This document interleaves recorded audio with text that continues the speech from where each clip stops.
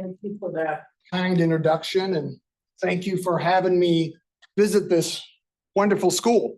I actually talked here about 6 years ago, so I guess I didn't do that bad a job since you invited me back. But I do want to talk about the research that I do at Webster, and I want to lead right out of the gate that this is all work done by undergraduate students. And so I tell my students, we can do PhD level work. We can publish papers in great journals. We just have to do it a little bit slower because we're undergrads. We have to work, we have all these other classes. But I really want to put that front and center, that this is work done by undergrads. And I'm so proud because I'm a professor because I wanted to influence and change people's lives. And I will acknowledge all my wonderful students at the end, but this is why I do it. And I love working with students, and I love seeing students develop into whatever they're going to be. Maybe they're a chemist, maybe they're a veterinarian, maybe they're an MD. I have all kinds of students in my past. So let's start with, what is Webster? We're neighbors. I don't even think we play each other athletically. I don't know why. But Webster University was founded in 1915 as an all-girls Catholic school. So that's a cool little fact.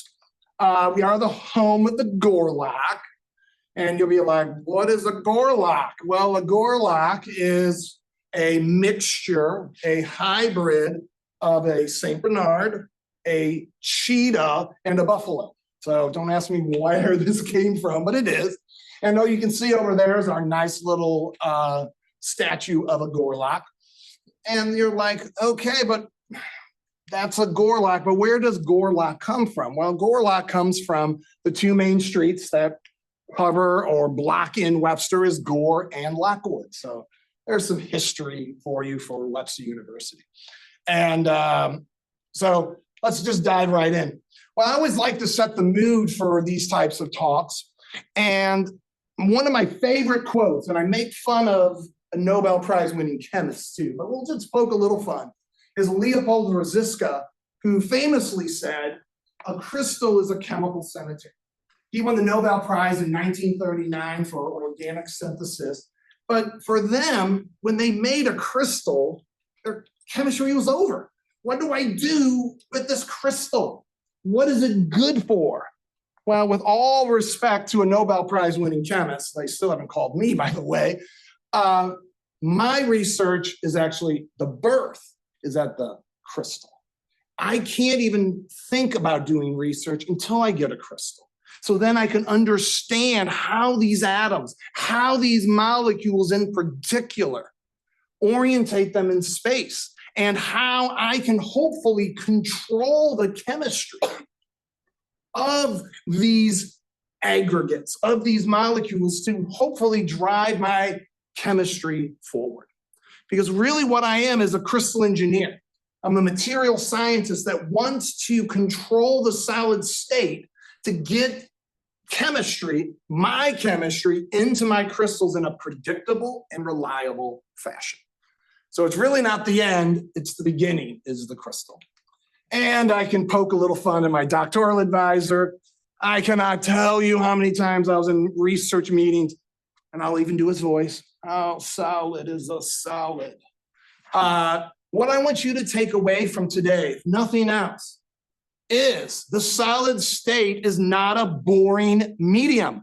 It is not a boring platform. I'm going to do reactions in crystals. We're going to form chemical bonds in crystals. Because of proper alignment and shining light on these crystals, we can achieve chemical synthesis in crystals. That's not so boring. And we can understand and control how this material responds to changes in temperature. That's called thermal expansion. And so these solids aren't as boring as people think. So always remember, how solid is a solid? We can do a lot of wonderful, cool chemistry in these crystalline lattices if we understand and can use chemistry to modify and control the crystallization process. So my first area, that my main focus, is photoreactions in crystals. So if you had me for organic chemistry, and only one of you had the pleasure or the displeasure of that, But I would have talked about the 2+2 cycloaddition reaction, which is a classic reaction where we want to align carbon-carbon double bonds in the proper orientation that we can shine light and get them to form a cyclobutane. 2+2, two reactant carbons, two reactant carbons forming a cyclobutane product. And this is great work by Gerhard Schmidt back in the 60s and 70s with cinnamic acid. And so this is one polymorph. Polymorph is a big fancy chemistry for one type of crystalline lattice. So you use one type of solvent, you get this alpha polymorph, you get this head to tail photo product, which just says that these phenyl rings are opposite to one another. And under different conditions, you can get the beta polymorph, and now these aromatic rings are on top of each other, and they do react to form these cyclobutanes. But the problem with this is there's not a lot of control. I want to be able to control the solid state, to manipulate the solid state to get the chemistry that I want. This is just by accident, by trial and error. We want to be able to understand principles of chemistry to then engineer materials to do something. And my great friend and collaborator, Len McGilvery, came up with this beautiful approach where he used OHN hydrogen bonds to direct the positioning of these reactive groups. Because if these reactive groups aren't next to each other in the crystalline lattice, they're never going to find each other. Think about a really crowded party and you're trying to get over there. You can't. It's too tight. You need to be able to use some type of interaction, supramolecular hydrogen bonding interactions to align these reactive centers in a predictable, reliable approach. So he uses resorcinol, and this is called BPE or 4,4-BPE. It's 1,2-bis 4-pyridyl ethylene, just call it BPE, it'll just be easier. But we can get it to photoreact 100% in gram quantities, and we can get this network a lot of different ways, via solvent-free, all kinds of really great things. But we're using supramolecular interactions to control the solid state to get the chemistry we want. Well, I want to talk about one of my areas because what I wanted to do is I wanted to mimic those resorcinols. And so what we need are molecules that are going to interact, but also form bonds out. Maybe not a hydrogen bond, but some type of non-covalent interaction. And I wanted to look at this, 1,4-diiodo-perfluorobenzene. These chlorines love to sit on top of each other. This is well known in the literature. So we hope these groups, these templates are going to what is called homogeneous face-to-face pi stack. So we have these nice flat surfaces where they interact, and this iodine is going to have a positive charge that can then form a halogen bond to a nitrogen, maybe of a pyridine, and mimic that McGilvery type structure. But can it work? Well, this is electron static potential. We see a nice, beautiful sigma hole. So it should halogen bond, and we hope it's going to pi stack. Well, of course it does, because why would I be talking about it if it didn't work? So this is some of our previous work where these do stack in a beautiful homogeneous pattern. We do form these iodine nitrogen halogen bonds, and we get these infinite arrays, and it does photoreact. Photoreacts 89%. So again, we're using reliable, predictable interactions to control the solid state. And yet again, this is a very important idea.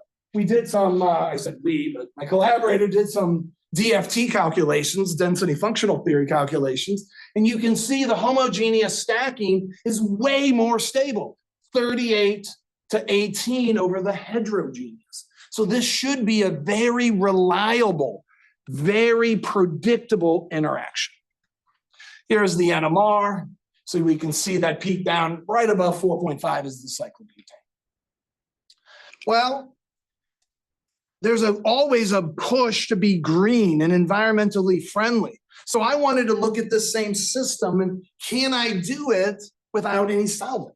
To get beautiful crystals, we need solvents, and I want crystals. I tell my students, anytime I get a crystal, I'm paying $100. I'm getting the crystal structure. I don't care. I want it. But can we achieve this network via solvent-free or mechanochemical grinding? So this is some work done by Angela, who just graduated about a year ago, that we took these components and ground them together. No solvent whatsoever. And we formed that infinite network. And then we could shine light on it. We could form our cyclobutane. And if we grind it again, it kicks off our photo product and it will uptake more reactant. So we can actually achieve this reaction, not only no solvent, but sub-stoichiometrically. So now we're winning on two fronts, no solvent, and I can use less material to do that. So here's the powder pattern. What I want to show you is when we grind these materials, we do form that original crystal structure. We know the co-crystal is present in this phase. So here's the first one. This is a sub-stoichiometric load, so it's a 50% load. Now remember, my yield was 89%. So if I have half as much, it should be half of 89, so roughly 45. What's my yield? 45, exactly what I thought.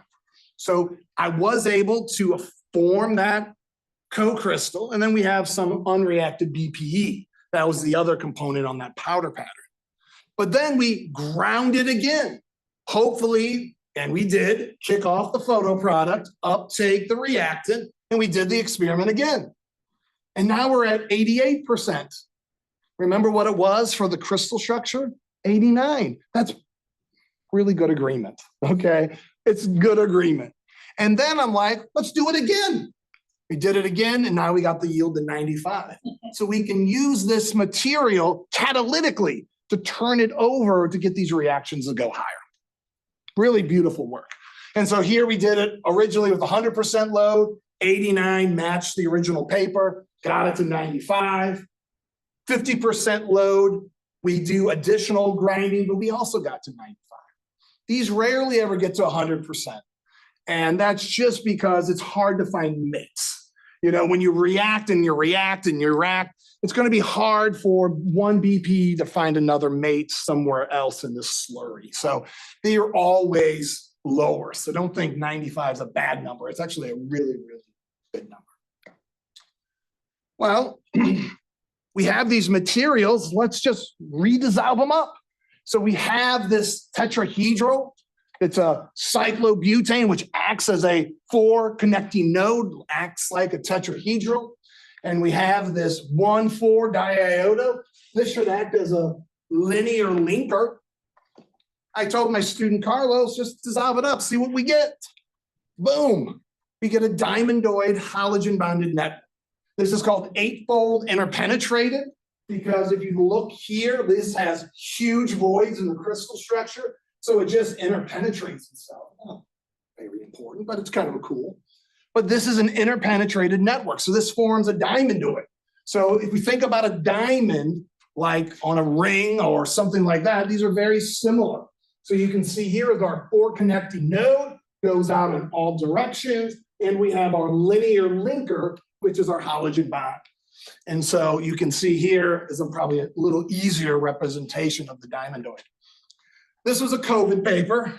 I'll be honest. I got a lot of papers out when I was sitting at home, not teaching and doing this. And this is my all-time favorite cover. We got the cover, and this graduate student goes, I'm picturing a kid putting toys together. And I'm like, I love it. So she built this like how it probably happens in nature, how a kid puts a Lego set together, where we start building the networks and we just start putting the pieces on. This is all-time favorite. So, but I didn't do any of this, by the way. So I got to thank a graduate student who's more talented than I am. Well, in crystal engineering, we want to make small changes to the crystalline lattice. And we can achieve changes in the crystalline lattice by making small changes to the component. So before we had 4,4-BPE. So I had a pyridine ring on one side and a pyridine ring on the other side. Now I want to take and remove one of those pyridine rings and maybe put a phenyl on. And the phenyl can't accept a halogen bond. And just that little change from a nitrogen to a carbon should change the entire structure because it's different. And so what we did was we grew these crystals. This is polymorph 1. You got to have a good crystallographer, by the way, because he found all these. So polymorph 1, we form these iodine nitrogen halogen bonds. We get these really unforeseen CHCl contacts. But if you squint, kind of, what does this look like? This kind of looks like that McGillivray resorcinol, right? Where we have two, where we have two. So these are not pi stacking, homogeneously pi stacking, but rather they're twisted, but they do get proper alignment. We do get proper alignment there. This does react 100%. Here's a partial of a crystal structure, and you can see the crystal structure of the partial product. Got to have good crystallographers, have to. And then here is the NMR. Well, my crystallographer looked at the crystals and said there's two different morphologies, meaning there's two different types of crystals in there.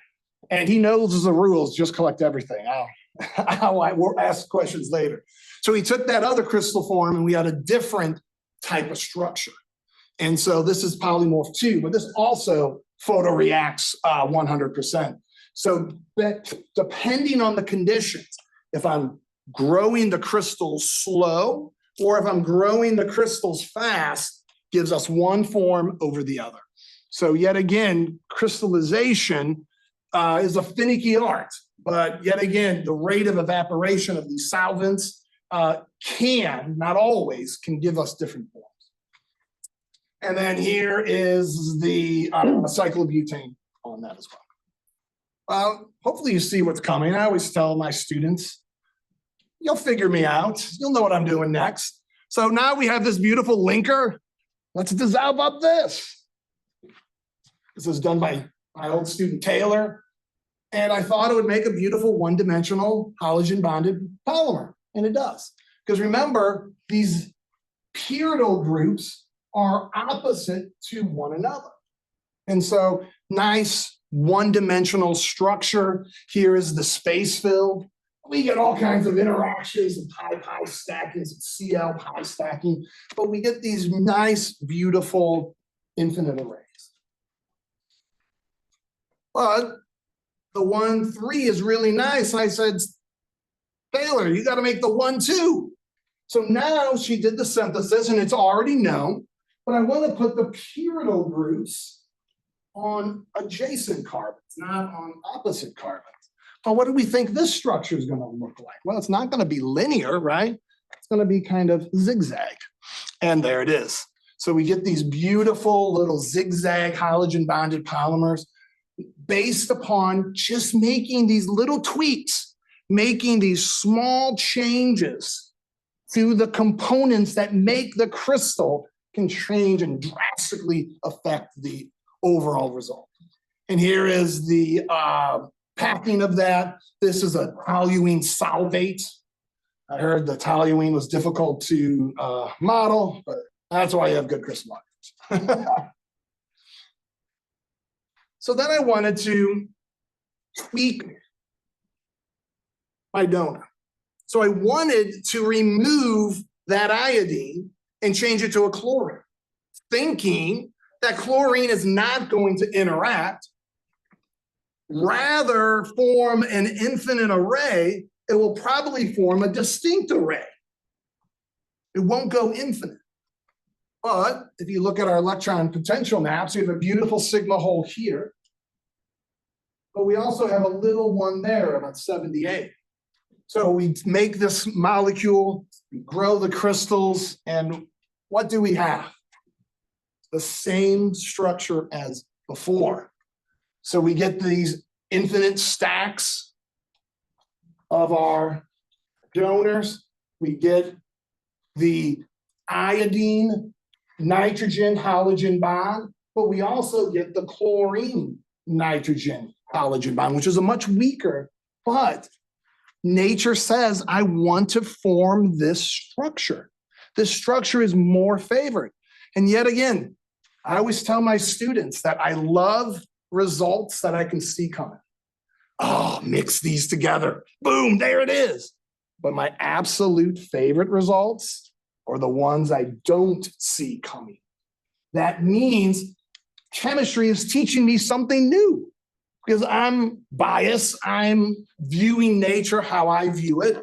And this was a great example of I didn't see coming, but it was a beautiful result, even with not even seeing it coming. So yet again, this reacts 97%. There's the NMR, so we can see a nice peak in the NMR. But what's cool is if you look at the diiodo, monoiodo structure, they are similar. So you can see here is the diiodo. This is the monoiodo. You can see this has two colors. That's just crystallographic disorder. Don't worry too much about that. Just means half of the time it's an iodine, half of the time it's a chlorine. But these are the same structure. The fancy word in chemistry of these are isostructural. And if they're isostructural, can we make nature go a little crazy? And instead of having all of one or all of the other, can I throw them both and produce what we know is a mixed co-crystal? A mixed co-crystal is where we have two components. One is always the same, always common. And then the other component, we have two or more similar shaped molecules that are competing for that position crystallographically. Think about this. If it's dead black in your dorm room and you really want a Coke and you reach in your fridge for a Coke, can you feel a difference between a Coke and a Diet Coke? No. They have the exact same shape. They definitely have different tastes. I can say that, and you all know that. But nature's the same way. Nature is looking for a particular shape, not a particular molecule. And so it's like, oh, you have two iodines, that's fine. Oh, you only have one iodine, that's fine. So we can trick nature into forming these mixed co-crystals. And we did that. So again, we get these homogeneous stacks. Again, we get these groups positioned. And this was the coolest part. If you remember your values, I'll remind you, the diiodo went 89%. The monoiodo went 95%. The 50-50 mixture landed right in between. Because I'm controlling the extent of this photoreaction by controlling the amount of the template. Yet again, we're fine-tuning nature's response by incorporating more than one group. And this approach is going to show up again in just a few minutes, but in a different area. So I love this result, love this paper. There's the NMR. It's a show me state. I got to show you. And then I asked my synthetic guy, I want you to remove that end, but I want you to put an H there. If I taught you organic, I never put H's on my carbons, so don't freak out. There's a hydrogen here. Yeah. But I'm hoping this is going to have an iodine. Oop, hit the wrong button. Oop, hit the wrong button again. That the iodine and the hydrogen will form a similar one-dimensional network.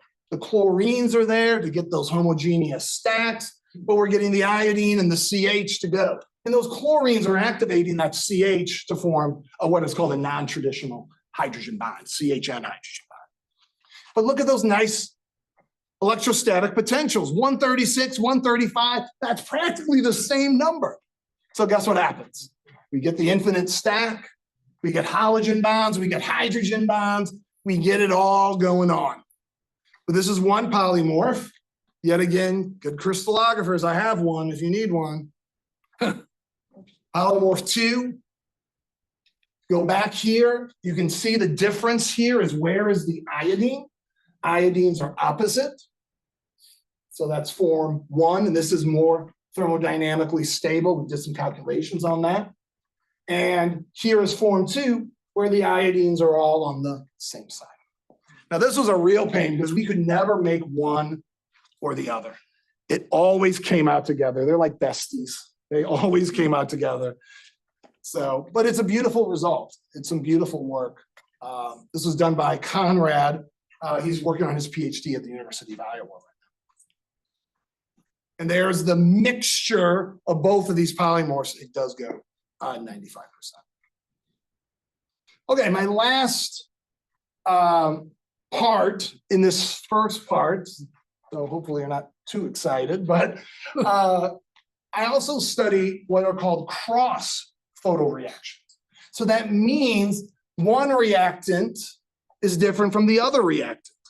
So all the previous ones are called dimerizations because the molecule is the same top and bottom. That's a dimerization. These are called cross photoproducts. So the top molecule is different from the bottom molecule. So if we can do that, we can form what are called cross products. So if we use symmetric products, we can get 2 different groups. We get A's and B's. If we make one different, so we have A and A, but then I instill something different on the ends, B and C, we can go after 3 different groups off of that cyclobutane. Or the holy grail, dare I say, we get unsymmetrics. We can get 4 different groups coming off of our cyclobutane. How would we achieve that? Well, think about what we've talked about before. We make small changes to the crystal, where we can trick nature into allowing it or not allowing it. The main interaction that drives these reactions are electrostatic. We use aromatic electron-rich groups, just like a boring phenyl, a boring pyridyl. But then my other group needs to have a positive charge. So we need electron withdrawing groups to pull electron density out. So we can make that more positive.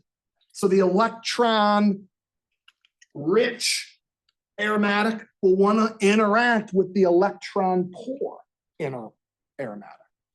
And these are called perfluoryl or polyfluoryl phenyl interactions. And that's what we use to arrange these groups. So let's look at some of them. So our fluorinated groups, I'm just going to call it 8F. We'll just call it 8F. So you can see these positions are just hydrogens here, but these are fluorinated. These are going to have very positive pi surfaces. And then we have 9F. So we put a fluorine here. So one is symmetric, one is unsymmetric, right? So this can lead us to where we want to go. And then, of course, we can use our BPE, again, nitrogen, nitrogen, stilbene, which is just phenyl, but then we have stilbazole. So we get different groups. You get a pyridyl and a phenyl. And we can simply work these groups together and get them to photoreact. So here you go. Yet again, we just dissolve these up. This is done by Ben Ingenthron. My only student that was actually taller than me. He was like 6'6", so I had to look up at him. But he did fantastic work in my group. So he had these components, and you can see we're forming these CHN hydrogen bonds, but we get these stacks. These stacks are different. So these are going to react, causing a cross photoreaction. Because one molecule is different from the other. Oh, look at that beautiful structure. So there's the crystal structure of the photoproduct. So we can see we have 2 different groups. If you just did my point group symmetry with me, that's twofold symmetry, so it's C2. Yet again, let's go to the other symmetric. So we get some CHF interactions, but just focus again on what is stacking. It's opposite. So we get these perfluoro or polyfluoro phenyl interactions. So that too reacts again, two different groups are aligned. Then we can go and add something that's different. So now we're going to go to stilbazole. So you can see one end is a nitrogen, one end is the CH. So again, we see some CHN, again, we see some CHF, but most importantly, we get these stacks that leads to the cyclobutane. So now we instilled 3 different groups on it. And then finally, the coolest one, we did the 9F with the stilbazole. Yet again, we get some CHN hydrogen bonds, but again, we get these beautiful stacks, these different stacks that will lead to cross-photo products. And we were able to synthetically, and by design, by the way, we intentionally designed this to do this, form 4 different groups coming off of the cyclobutane. And this was the very first time in the literature that by design, not by luck, we engineered this material to behave and to react in this manner. So this got into communications chemistry. So that's about the closest I'm going to get to Nature. That's a Nature journal. That too is a COVID paper. So that was good use of horrible pandemic. Well, no clapping, but this is my last part. I want to talk about thermal expansion in my systems, because all things are going to respond to changes in temperature. When you heat them, usually they expand. That's called positive thermal expansion. But what we want to be able to do is, can we control the chemistry? Can we control the arrangement of the molecules in the crystalline lattice to hopefully instill chemistry, thermal expansive behavior into these materials? Again, in a reliable, predictable fashion. And honestly, thermal expansion in organic materials is really in its infancy. I mean, it's probably been going on not even 10 years. Metals have been studied forever. You know, we heat up a metal, how much does it expand? But organic systems have to be the same way. We are really trying to move to organic materials because a lot of rare elements are controlled by governments that aren't really pro-America.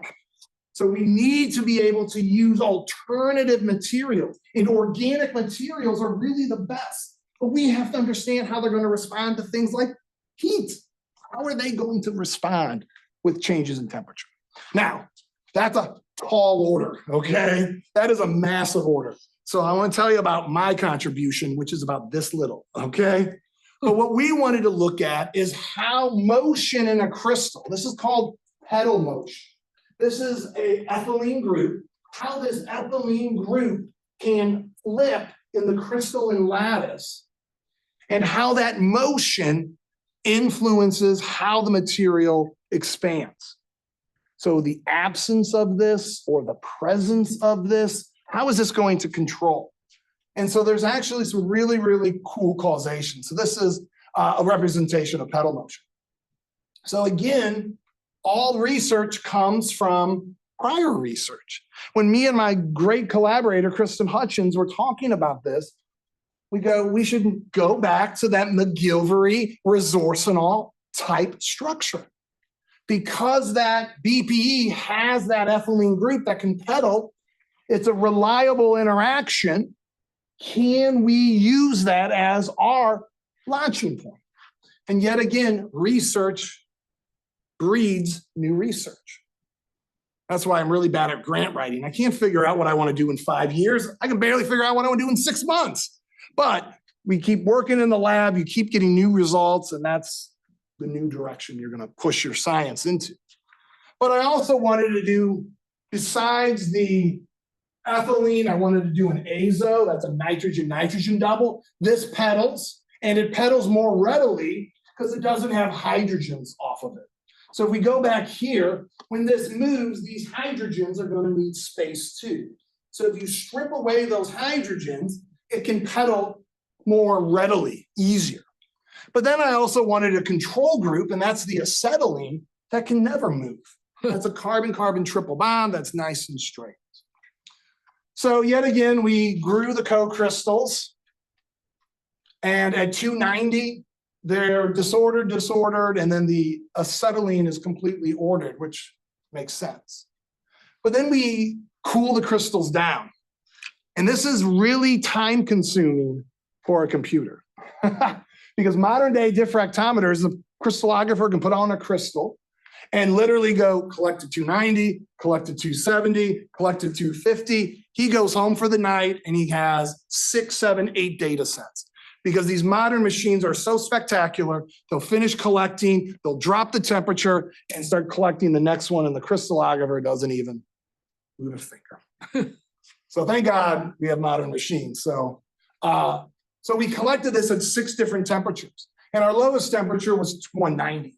And we can see here that the disorder in the azo group is still present. You have it before and after. But the disorder in the ethylene group refines. So now we have the perfect story. One group, always disordered.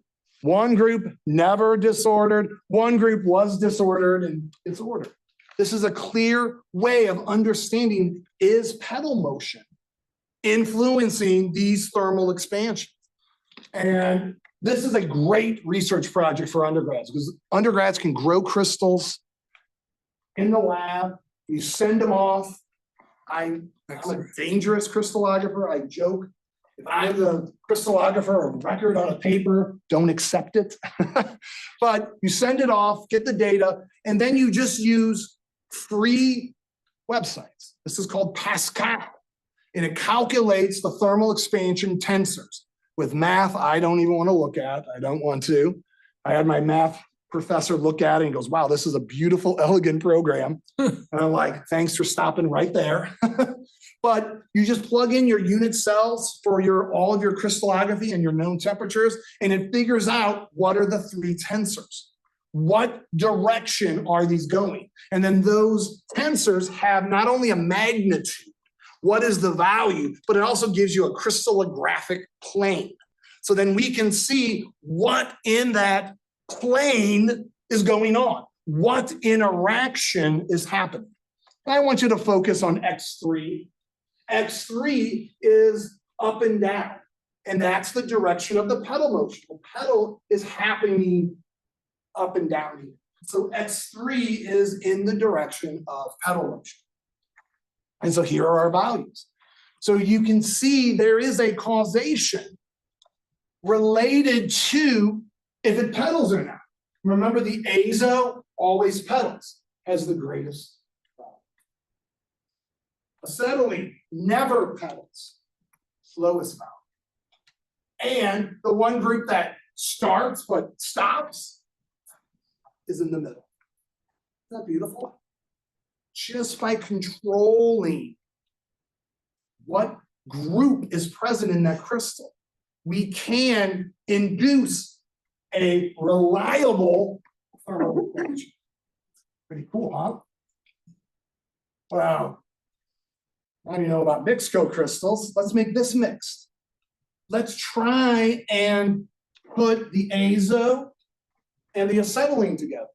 Let's try and put the ethylene and the acetylene together. And can we even finer tune their thermochemical response?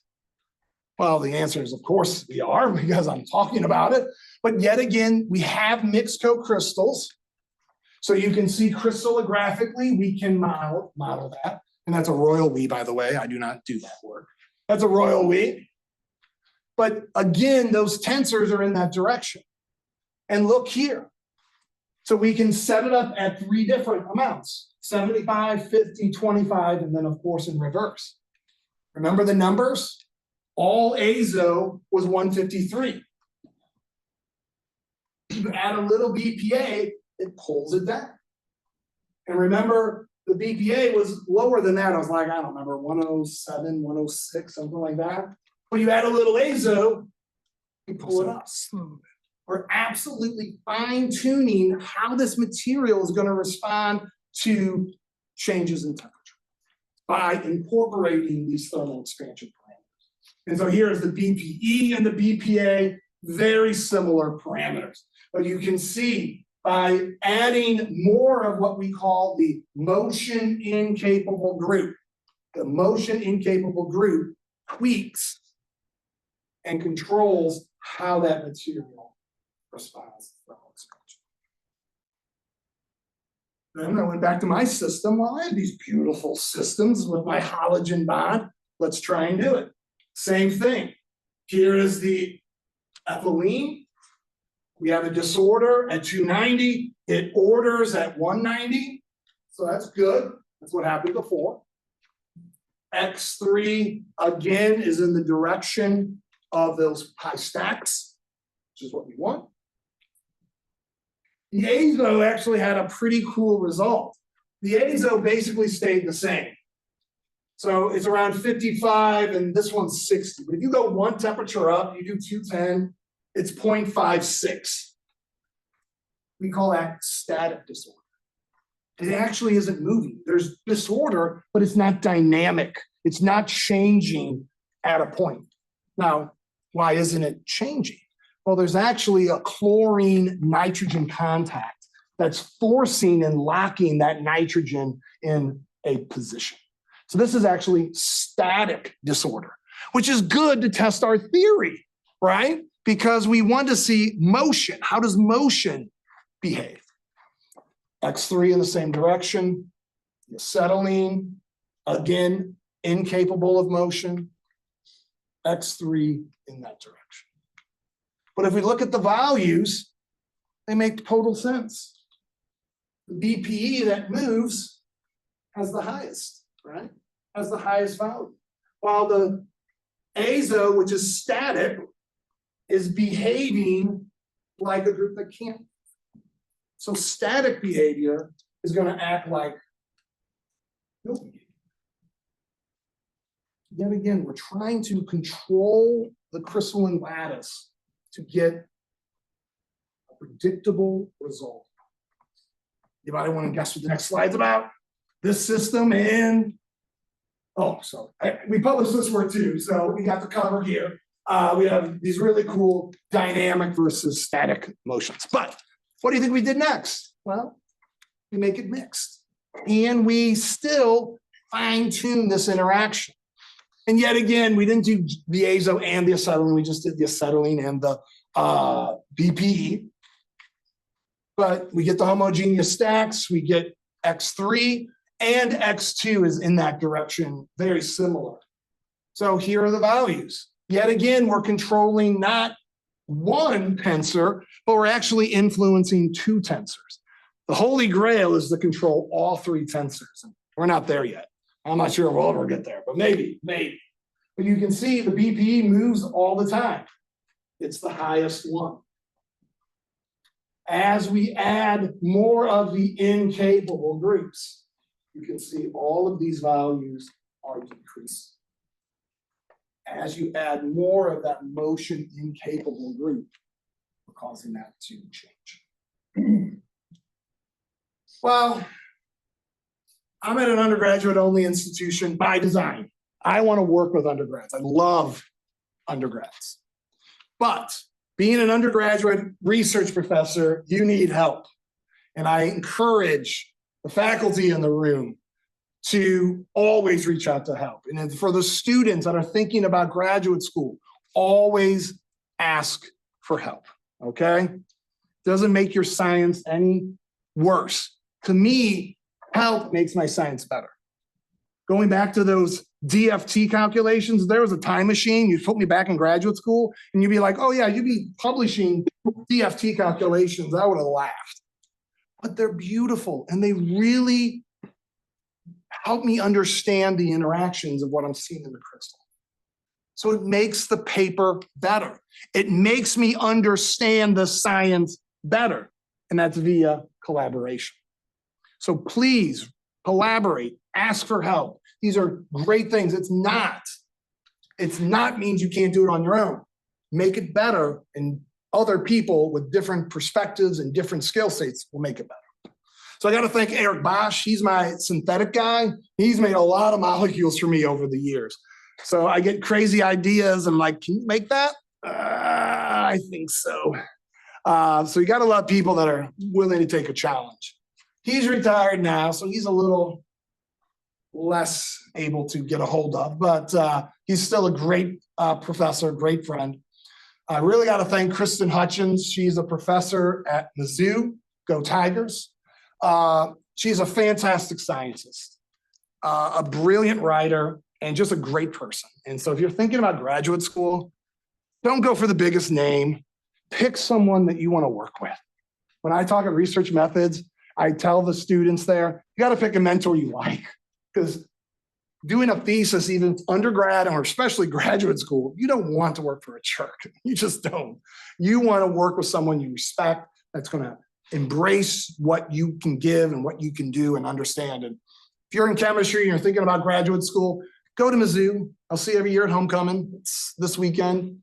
But she's just a great professor. And so great person. And so she does all the thermal expansion. She publishes thermal expansion without me, but I cannot publish thermal expansion without her. So, but she's a great person. Herman Kruger, he's a retired professor at Webster. He does all my DFT calculations. And like I said, you got to have good crystallographers. You have to have good crystallographers. And I love mine. Daniel Unruh, he's at the University of Iowa. He collects 90% of my structures. I just talked to him today. He made a huge mistake giving me his cell number. And I go, I'm a talker. I'm going to call and talk. I don't want emails and all that nonsense. I'm just going to call. He usually answers with, what do you need? And I'm like, let's talk about this. But he's a wonderful person and a fantastic crystallographer, because I give him these crazy ideas. And he's like, well, we'll see if it works. And every time he gets a crystal, every time it's a publishable quality. So I am spoiled. So if you need a crystallographer, I will introduce you. He is fantastic. Nigam Rath, when I started at Webster, he was at UMSL. He's now retired. And then very early on in my independent career, my great friend Eric Reinheimer at California State University in San Marcos. He made a bad mistake. He goes, oh, just send me whatever crystals. I swear in about 5 years, he did 90 crystal structures for me and didn't pay anything. But now he's in industry, so he's my consultant when I need it.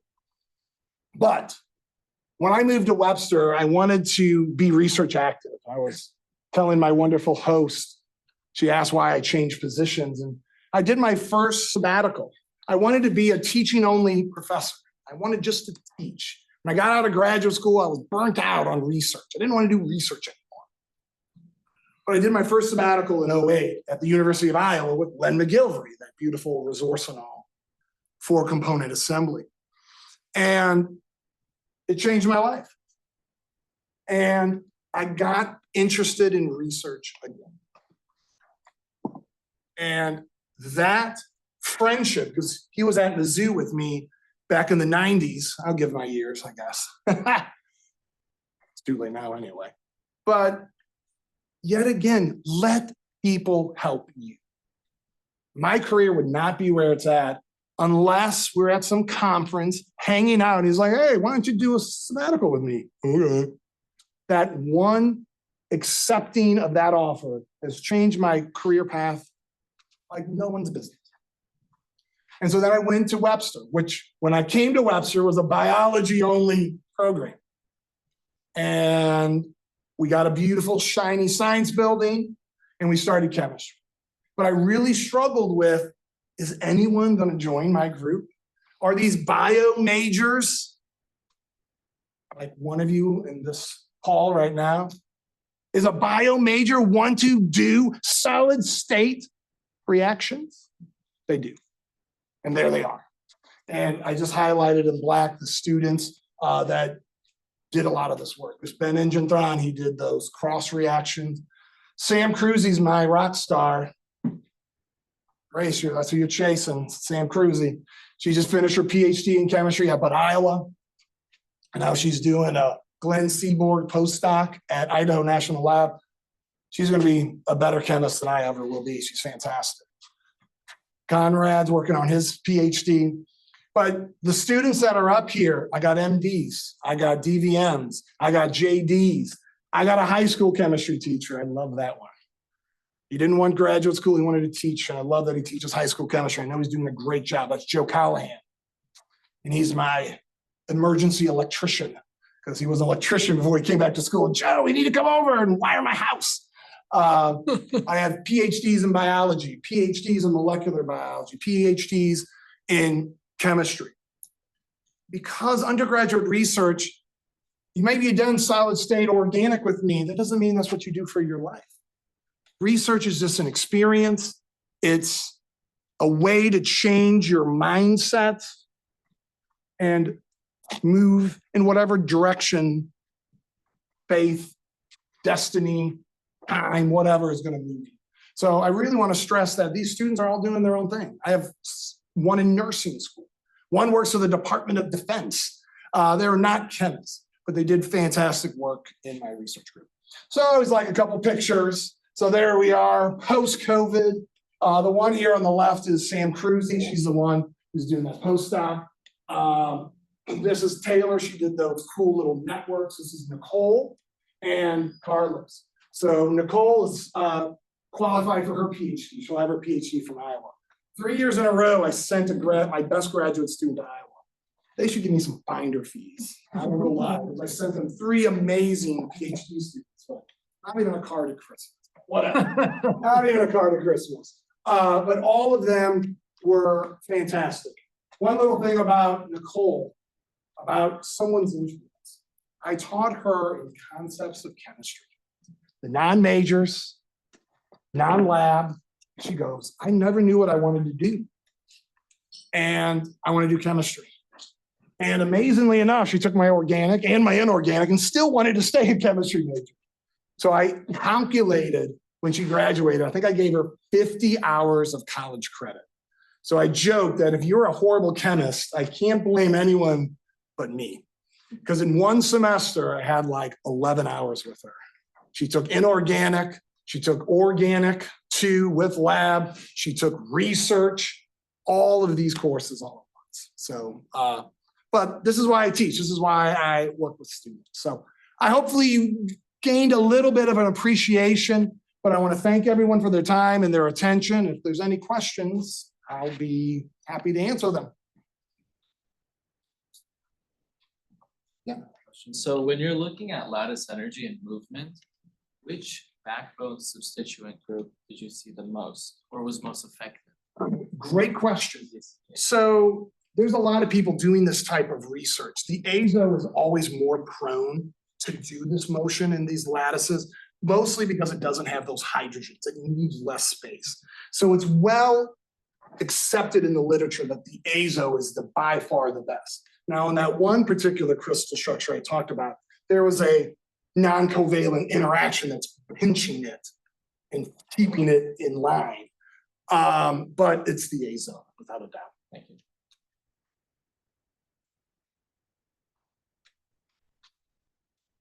Other questions? Well, I hope everyone has a great semester. If you want to come up and ask questions, I will stick around. But as I tell my students all the time, go make us proud. Go study. Go do great things. So thank you for having me. I appreciate it.